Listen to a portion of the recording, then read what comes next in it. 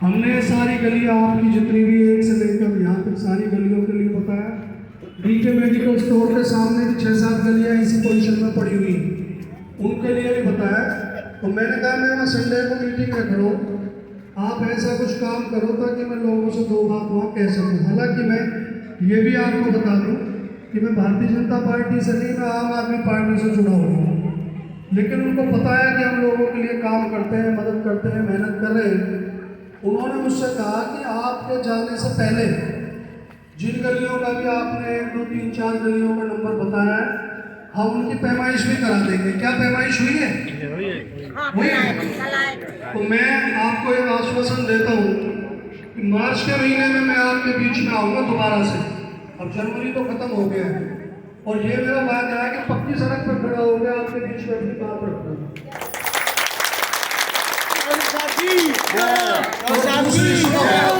उसमें 10-5 दिन आगे पीछे हो सकते हैं क्योंकि सरकार के काम आप जानते हैं कछुआ की रफ्तार से होते हैं। और एक बीच में मैं और वादा बिना आपके कहे करके जा रहा हूँ, आप सब ध्यान से सुन लें। अगर चुनाव से पहले मैं ये सड़क नहीं बनवा पाया तो मैं आपके बीच में वोट मांगने के लिए भी नहीं जाऊँगा।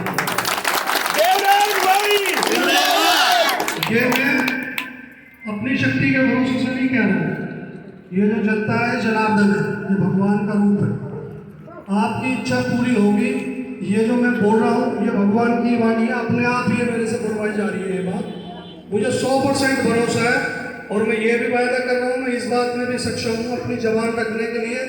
ये सारी गलियाँ मैं अपने पैसे से भी बना के आपको दे सकता हूँ, ये भी मेरा आपसे वादा है। जब एक आदमी आपके बीच में इतनी जिम्मेवारी से अपनी बात रख रहा है, ये कोई बच्चों का काम नहीं है जो मैं आपसे कह रहा हूँ। ये बहुत बड़ी जिम्मेदारी मैंने आप लोगों की ली है। मैं पद पे नहीं, सरकार में नहीं, भारतीय जनता पार्टी के खाट खड़ी करने में लगे रहते हैं 24 घंटे। फिर भी मैं आपसे कह रहा हूँ, ये किसी सामर्थ्य पे, अपने लोगों पे, अपने साथियों के भरोसे में आपसे कह रहा हूँ। जितने आत्मविश्वास से, जितने भरोसे से मैं आपसे बात कर रहा हूँ, मैं आपसे भी बदले में यही उम्मीद रखूंगा कि आप सारे के सारे इसी तरीके से मेरे लिए खड़े होकर चुनाव में मेरी मदद करेंगे। उस वक्त क्या होता है, कोई रिश्तेदारी निकाल के आपके पास आएगा, कोई भारतीय जनता पार्टी का बन के आएगा, कोई सरकार का आएगा, कोई मंत्री जी का भी रिश्तेदार आएगा, कोई टीपक चंद जी का भी रिश्तेदार आएगा। उस वक्त एक चीज आपको दिमाग में रखनी है कि आपके बीच में आके किस आदमी ने क्या कहा था, उसने क्या करके दिया है।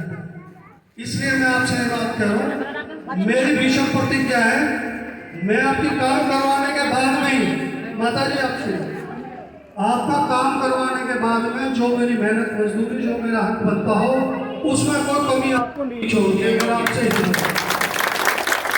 दूसरी एक बात मैं और आपको बताऊं, बहुत बड़ी दिक्कत है, राशन कार्ड की भी बीमारी इन्होंने पैदा कर दी है। किस किस के राशन कार्ड कटे हैं बैठे हो लोगों में से? देखो यही मैं आपको बता रहा हूँ, 4-4.5 हजार राशन कार्ड में से 400-500 राशन कार्ड बचे।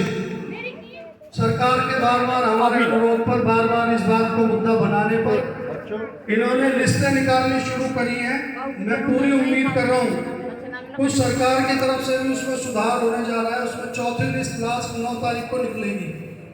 सरकार उसमें थोड़ा फेरबदल करके ना कुछ और लोगों को राहत देने की इस तरह की चर्चाएं मैंने सुनी है अधिकारियों के माध्यम से। मैं आपको बता रहा हूँ 9 तारीख को इनकी लास्ट लिस्ट निकलेगी।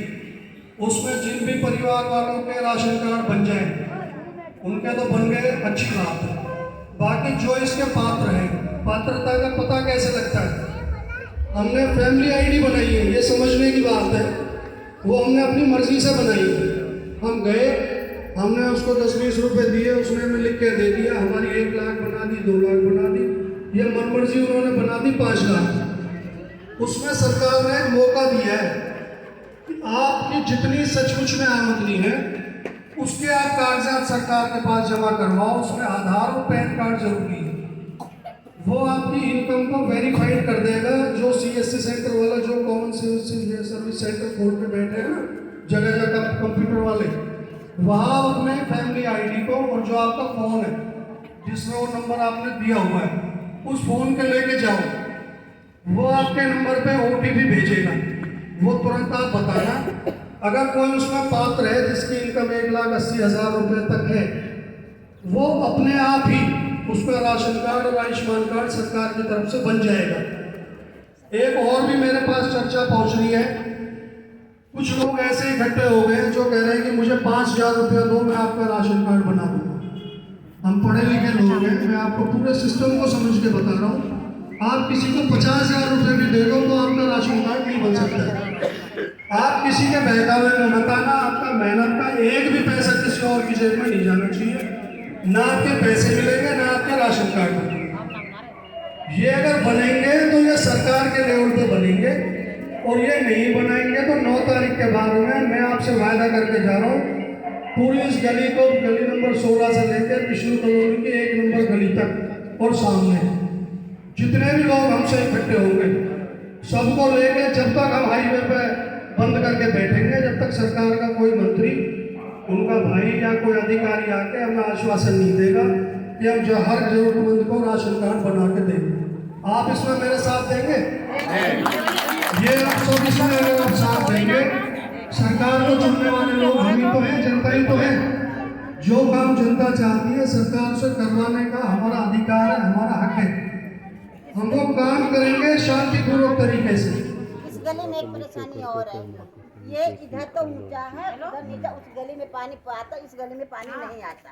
माता जी, जब ये सड़क का काम शुरू होगा उस वक्त इस दिक्कत के बारे में भी हम बात करेंगे।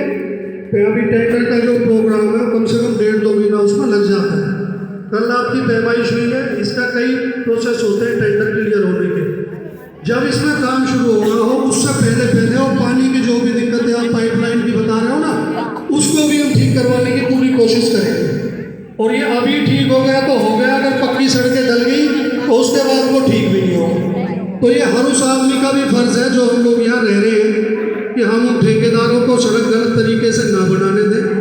कहीं कोई पाइपलाइन टूटी पड़ी है, कोई सीवर लाइन का पाइप टूटा पड़ा है, पानी का कोई पाइप टूटा पड़ा है, कोई खंभा कहीं बीच में आड़ा टेढ़ा हो रहा है, पहले उसको ठीक करवाने के बाद में ही हम इन सड़कों को बनने देंगे और बनवाएंगे। ये भी मेरा आपसे वायदा है।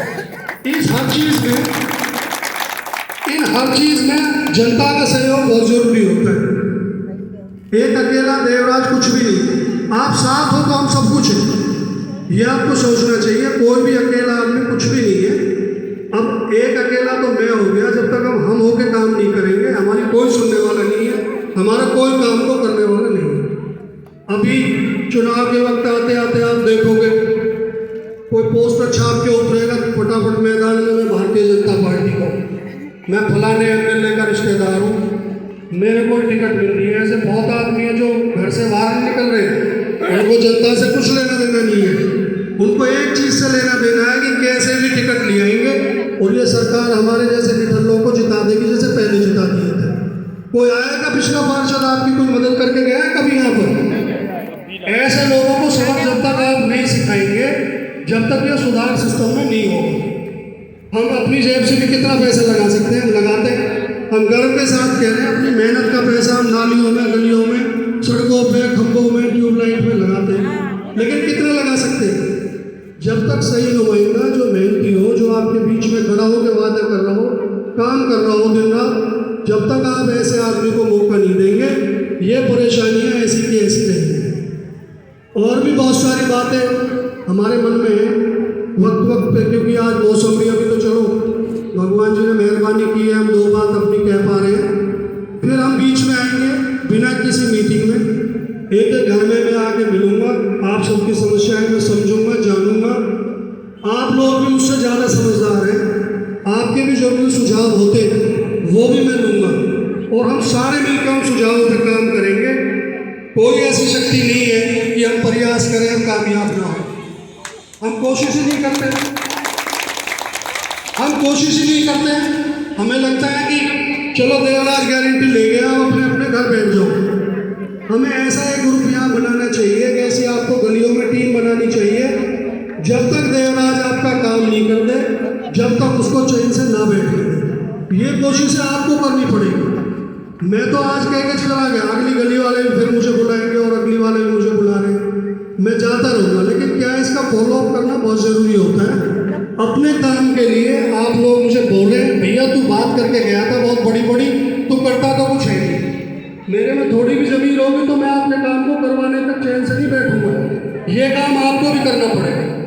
ये नहीं कि आज मैं आपसे कह गया और आप तसल्ली करके अपने घर बैठे, आप जाओ, कहीं भी पैसा नहीं लगता है। सुनिए, किसी के बहकावे में आने की जरूरत नहीं है। जब आप ये सारी चेकिंग अपने राशन कार्ड वगैरह की करवाएंगे ना, ये 100-150 रुपये से ज़्यादा का खर्चा नहीं है। कोई और आदमी अगर ज़्यादा पैसा मांगता है, मेरा नंबर आप नोट कर लो, 6 बार 9 36 36। मेरा नंबर आसान है, 6 बार 9 और 36 36। कहीं कोई आपसे 500 रुपये मांगता है ना, वहीं से मेरे को फ़ोन करना कि भैया ये आदमी हमसे 500 रुपये मांग रहा है, नहीं लेने देंगे उसको पैसे। ये मदद है, हर लेवल पे हम आपकी सहायता के लिए चुनाव मैदान में हैं।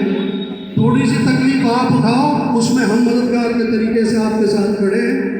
वक्त वक्त पे ये बातें हम बताते रहेंगे और आपकी मदद में करते रहेंगे। और सबसे मेरी जो ज़रूरी मदद है, वही काम करने के बाद में वोट से होगी, ना भीड़ से होगी, ना मेरी मीटिंगों से होगी। वोट आपके पास नहीं है, अपने किसी भी माध्यम से आप लोग, जो भी बच्चे 1 जनवरी 2023 को 17 से 18 साल में लग गए, उन सब की वोट बन सकती है।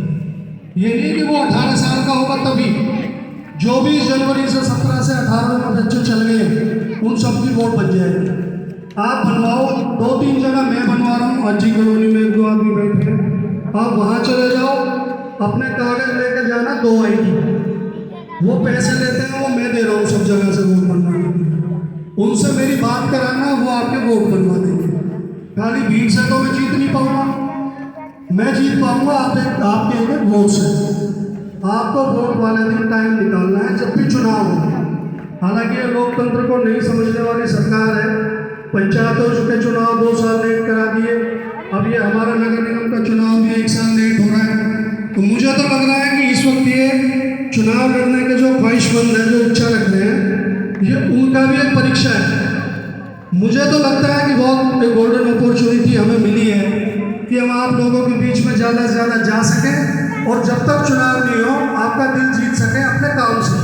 मैं तो इसको एक मौका समझता हूँ। आप लोग मेरी जो भी बात आपके दिमाग में ऐसी लगे कि इस भाई की, बेटे की, दोस्त की मदद करनी है, मैं हाथ जोड़ के आपसे अनुरोध कर रहा हूँ। आपका दिया हुआ एक वोट में हारूं या जीतूं, जीवन भर आपके बीच में मदद में खड़ा रहूँगा, ये मेरा